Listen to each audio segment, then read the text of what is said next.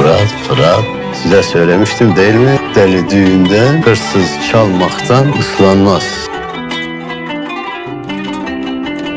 Doğan, bak.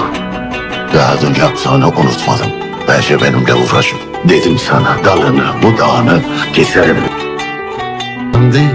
Kimsen sizin dalı budağı mı olur lan? Ben senin yolunu hep böyle keseyim. Sen de hep böyle ahkam kes.